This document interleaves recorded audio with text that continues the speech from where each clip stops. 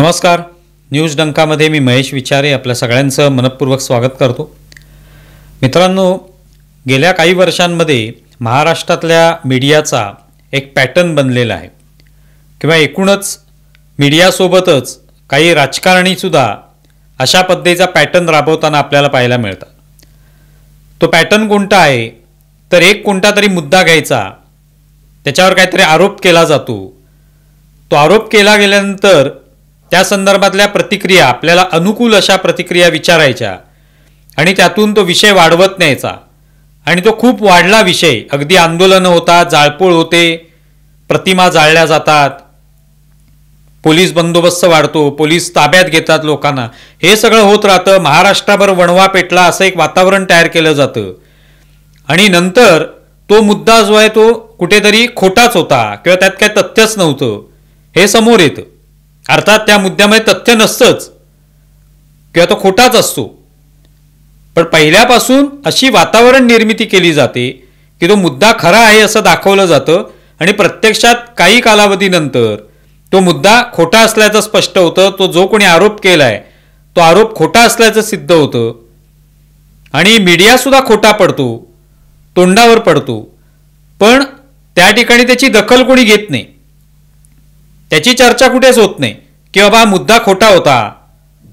मीडियाने वार्तांकन ज्याचं केलं की अतिशयोक्ती केली, वाढवून सांगितलं, फुगवून सांगितलं, याची कुठेही चर्चा होत नाही. कारण तोपर्यंत दुसरा मुद्दा आणायचा, तो सुद्धा असाच वाढवत न्यायचा, त्याची चर्चा घडवायची आणि तो प्रचंड प्रमाणापेक्षा त्याच्यात तेवढा दम नसेल तरी देखील तो वाढवायचा आणि महाराष्ट्रभर एक प्रकारे राजकारण करण्याचा प्रयत्न करायचा.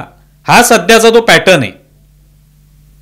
आणि त्याच्यात प्रामुख्याने दाखवलं हे जातं की सत्ताधारी पक्ष जो असतो त्यांच्या विरुद्ध आपल्याला हे करावंच लागतं, त्यांच्यावर टीका करावीच लागते, त्यांची कोंडी करावीच लागते. विरोधी पक्ष तीच कोंडी करत असतात. आणि सध्याचं भाजपाचं सरकार असेल किंवा महायुतीचं सरकार असेल, देवेंद्र फडणवीसांच्या नेतृत्वाखालचं सरकार असो किंवा त्याच्या आधी असलेलं एकनाथ शिंदेचं सरकार असो, याच पद्धतीने हा पॅटर्न जो आहे तो राबवण्यात आला. आणि त्याच्यामागचं कारण हे दिलं गेलं की सत्ताधारी पक्ष आहे. पण सत्ताधारी पक्ष असताना हे असे मुद्दे ज्याच्यामध्ये काही दम नाहीये, ज्या मुद्द्यामध्ये कोणतं तथ्य नाहीये, काही तर्क नाहीये त्याच्यामागे, असे मुद्दे का घेतले जातात? अनेक मुद्दे आहेत. जेव्हा सत्ताधारी पक्ष असतो त्याच्या विरुद्ध आंदोलन करण्यासाठी, त्या सरकारला कोंडीत पकडण्यासाठी असंख्य मुद्दे असतात. भ्रष्टाचाराचे मुद्दे असू शकतात, कुठला घोटाळ्याचा मुद्दा असू शकतो, असे अनेक मुद्दे येऊ शकतात जे बाहेर काढून सरकारची खरोखरच कोंडी केली जाऊ शकते. भ्रष्टाचाराचे मुद्दे काही वेळेला सांगितले जातात पण प्रत्यक्षामध्ये त्याच्यातही दम नसतो आणि त्याच्यात कोणाला रसही नसतो. आपल्याला फक्त असं राजकारण करायचंय की जे फक्त पेटतं राहील, भलेही तो आरोप खोटा असला तरी चालेल पण तो पेटता राहील आणि काही कालावधीनंतर तो थंड झाल्यावर दुसरा कुठला तरी एखादा आरोप घेता येईल आणि त्याच्यावर राजकारण करता येईल. हेच सध्या चालू आहे. ज्या पद्धतीने एखादा वाघ असतो त्याला हाकलून लावण्यासाठी किंवा त्याला एखाद्या ठिकाणी त्याची कोंडी करण्यासाठी, त्याला पकडण्यासाठी ज्या पद्धतीने हाकारे दिले जातात, ढोल बडवले जातात सगळीकडून, तसा सध्याचा पॅटर्न मीडिया आणि काही राजकारण्यांनी सुरू केलेला आहे. आता हा जो हिंदी सक्तीचा मुद्दा, तथाकथित सक्तीचा मुद्दा जो आला, त्याच्यामध्ये हाच पॅटर्न दिसला. हे एकमेव उदाहरण नाही, याच्या आधी अनेक उदाहरणं आपण देऊ शकतो. हिंदी सक्तीचा जो मुद्दा घेतला, मुळातच हिंदी सक्ती केलेलीच नाहीये. हिंदी सक्ती या सरकारने केलीच नाहीये. तो विषय वैकल्पिक आहे किंवा तुम्हाला जर हिंदी शिकायचं असेल तर शिकू शकता, अन्यथा दुसऱ्या भारतीय भाषा शिकू शकता, हे स्पष्टपणे म्हटलेलं असताना सुद्धा हिंदी सक्ती विरुद्ध आंदोलन याला किती वाढवण्यात आलं, फुगवण्यात आलं हे आपण पाहिलं. त्यासाठी आंदोलन घेणार, त्यासाठी मोर्चे काढणार, त्या निमित्ताने मराठी माणूस एकत्र येणार, या मराठी माणसाचा चेहरा वापरून राज ठाकरे, उद्धव ठाकरे हे एकत्र येणार आणि त्याच्यातून मग सरकार जे आहे ते अगदी गळपटून जाईल, सरकार घाबरलं, अशा पद्धतीची ही सगळी तयारी कोणी केली तर मीडियाने केली. या दोन बंधूंना एकत्र आणण्याचा विडा हा मीडियाने उचललेला आहे आणि त्याला हे हिंदी सक्ती हे एक त्याला फोडणी मिळाली त्या निमित्ताने,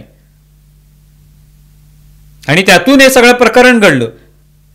कोणी विचारलं का उद्धव ठाकरेंना प्रश्न गंभीरपणे, किंवा या मुद्द्यावर कोणी सातत्याने बातम्या दाखवल्या का कुठल्या चॅनलने, कुठल्या वर्तमानपत्रांनी? जो आरोप किंवा जे स्पष्टीकरण फडणवीसांनी दिलं की उद्धव ठाकरे मुख्यमंत्री असतानाच हिंदी सक्तीचा हा जो काही निर्णय आहे तो घेण्यात आला. मी हिंदी हवीच आहे, मी फडणवीसांनी हिंदी नको असं कुठे म्हटलेलं नाही, पण तो निर्णय फडणवीसांच्या सरकारने घेतला असा जो दावा केला जातो, तर मग तोच निर्णय रघुनाथ माशेलकर, भालचंद्र मुणगेकर यांची समिती जी होती त्या समितीने तो अहवाल तयार केला, तो सरकारला सोपवला उद्धव ठाकरेंच्या, आणि त्या सरकारने तो स्वीकारला, कॅबिनेटमध्ये त्याला मंजुरी दिली. हे फडणवीस सांगतायत ना, पण त्याच्यावर कोणी विश्वास ठेवला का?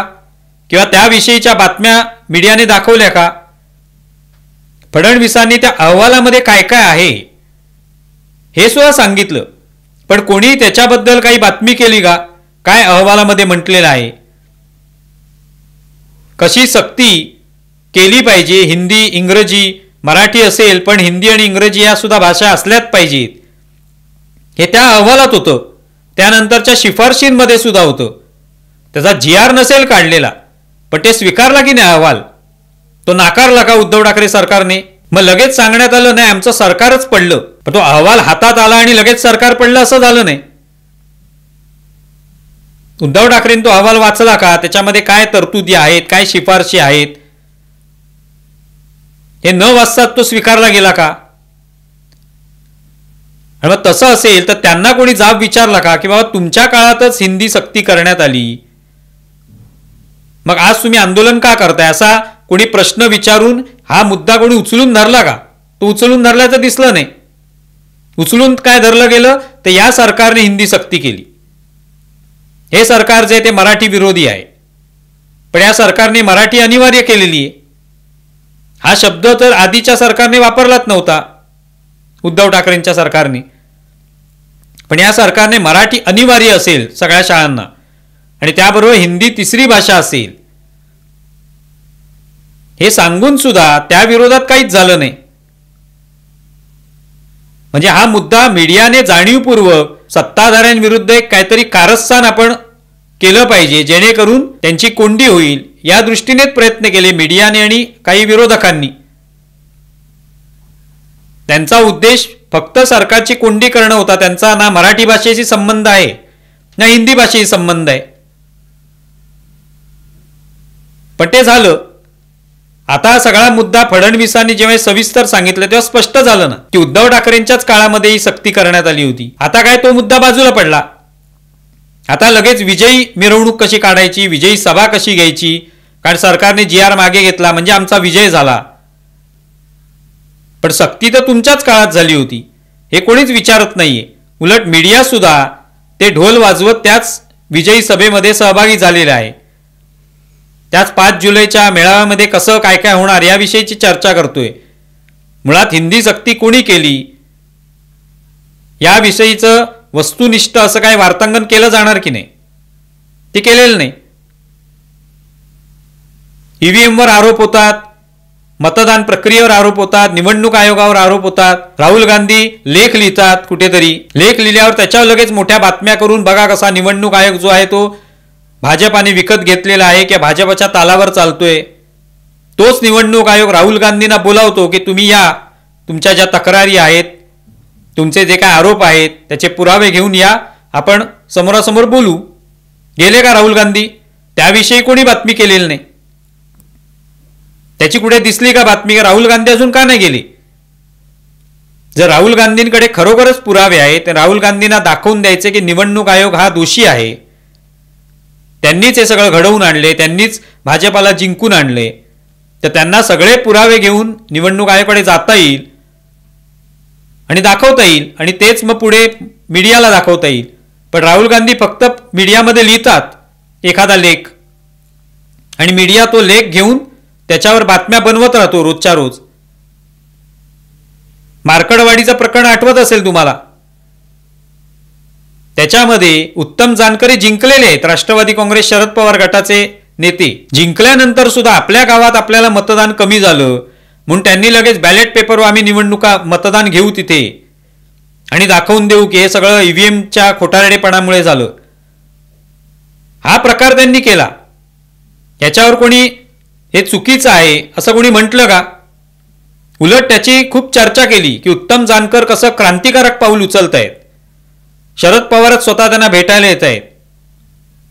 म्हणजे निवडणूक आयोग, मतदान प्रक्रिया हे सगळं मूर्खपणा आहे. आणि उत्तम जानकर हे निवडणूक आयोग, भारताची सगळं संविधान याच्यापेक्षा ग्रेट आहेत हे दाखवण्याचा प्रयत्न केला गेला. काय आज परिस्थिती आहे? उत्तम जानकर आहेत तिथे आहेत, पराभूत झालेले सातपुते आहेत तिथेच आहेत. बॅलेट पेपरवर मतदान घेतलं गेलं नाही. काय झालं का त्याच्यामुळे? नंतर तो मुद्दा मागेच पडला. आता ईव्हीएमच्याच आणि या सगळ्या मुद्द्यावर प्रकाश आंबेडकर न्यायालयात गेले होते. न्यायालयाने त्यांना खडे बोल सुनावलेले आहेत, म्हणजे ते अर्थात वकील म्हणून गेलेले आहेत. पण खडे बोल सुनावले ना की तुमच्याकडे कोणते पुरावेच नाहीयेत. तुम्ही ठराविक जी विहित मुदत असते त्याच्यात तुम्ही याचिका केलेलीच नाहीये. तुम्ही काही महिन्यांनी येऊन याचिका करताय की हा सगळा घोळ आहे विधानसभा निवडणुकीमध्ये, आणि ती याचिका फेटाळून टाकली. दंड लावला नाही हे नशीब समजा असं न्यायालय म्हणालं. याची कुठेही चर्चा झाली का? खूप. हेच समजा एखादा सत्ताधारी पक्षातल्या व्यक्तीबद्दल झालं असतं तर केवढा बोबाटा केला असता. सकाळी संजय राऊतांच्या अनेक पत्रकार परिषदा झाल्या असत्या. त्यामुळे हा एक पॅटर्न सगळा तयार करण्यात आलेला आहे. आता सुद्धा म्हटलं जाते ना, उद्धव ठाकरेच म्हणाले की आम्ही दोघं एकत्र येऊ नये, मराठी माणूस एकत्र येऊ नये. मराठी माणसं म्हणजे कोण आहेत? दोनच माणसं आहेत महाराष्ट्रामध्ये मराठी माणसं.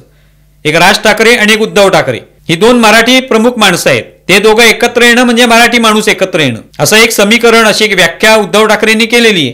त्या पद्धतीने ते म्हणाले की मराठी माणूस एकत्र येऊ नये म्हणूनच हा GR रद्द केला फडणवीसांनी. GR रद्द केल्यामुळे काय झालं? मोर्चा रद्द करावा लागला. नाहीतर तिथे दर्शन घडवता आलं असतं की राज आणि उद्धव एकत्र आले, मग त्याचे 4 दिवस बातम्या झाल्या असत्या, कौतुक झालं असतं. त्यावेळेला कोणी विचारलं का की बाबा राज ठाकरे उद्धव ठाकरेंपासून वेगळे का झालेत? जे आज एकत्र येत आहेत त्या आधीची भाषणं विचारली का, दाखवली का कुठल्या मीडियाने? की राज ठाकरे त्यावेळेला म्हणाले होते की उद्धव ठाकरेंचं नीच राजकारण पाहून मी त्यांच्यापासून वेगळा झालो. हे कोणी दाखवलं का? मग ते दाखवायचं नाही. मग त्याच्यातून हे सगळं तयार होतं की हे फक्त एक खुनशीपणा याच्यातून दिसून येतो की कोणाला तरी जाणीवपूर्वक बदनाम करायचं, खोटे आरोप करायचे, सगळे सामील होऊन एकमेकात, आणि नंतर तो आरोप खोटा ठरला, मीडिया पण खोटा ठरला की दुसरा आरोप करायचा आपला खोटेपणा लपवण्यासाठी. हेच सध्या होताना दिसून येते. या महाराष्ट्रातला खुनशी पॅटर्न आहे. अशा पद्धतीने दुसऱ्याची बदनामी करायची. कोंडी करायला अनेक मुद्दे आहेत. आता बघा पावसाळी अधिवेशन आहे. विरोधक जे आहेत, उद्धव ठाकरे असतील, आदित्य ठाकरे, हे नेहमी बोलत असतात. पण हे कुठे बोलतात? पत्रकारांची बाहेर बोलतात. अधिवेशनामध्ये तुम्हाला असे खणखणीत आरोप करताना ते दिसणार नाहीत, कारण ते सगळं रेकॉर्डवर येतं. आणि त्याचं मग बातमी केली जाते की उद्धव ठाकरेंनी टीका केली. मग ती टीका अधिवेशनात आतमध्ये सभागृहामध्ये का केली जात नाही? हा प्रश्न कोण का विचारत नाही? अशा पद्धतीने सगळं वातावरण कलुषित करण्याचा प्रयत्न मीडियाकडून केला जातोय. त्याच्यात त्यांच्यासोबत काही राजकारणी आहेत, विरोधक आहेत, आणि त्यातून त्यांना TRP मिळवायचंच आहे. आपल्याला आपलं चॅनल चालवायचं आहे अशा पद्धतीच्या बातम्या दाखवून, आणि राजकारण्यात सुद्धा आपला जो काही स्वार्थ आहे तो साधायचा आहे. एवढंच त्यातून साध्य होतं. बाकी महाराष्ट्राच्या पदरामध्ये काही पडत नाही.